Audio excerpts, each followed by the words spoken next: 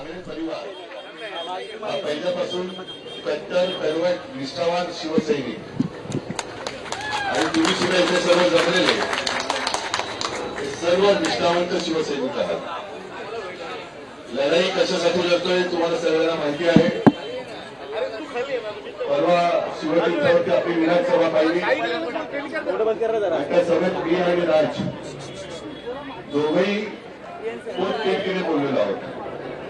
तर ज्या पद्धतीने यांचा कारभार चाललेला आहे हा कारभार केवळ मुंबईच नव्हे तर आपलं आयुष्य गेल्याला चाललेलं आहे.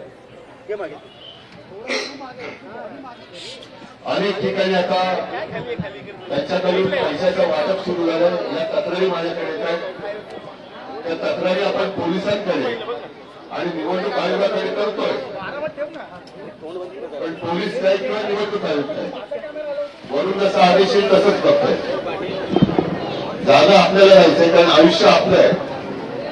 त्यांच्याकडे पैसा आहे सर्व काही आहे.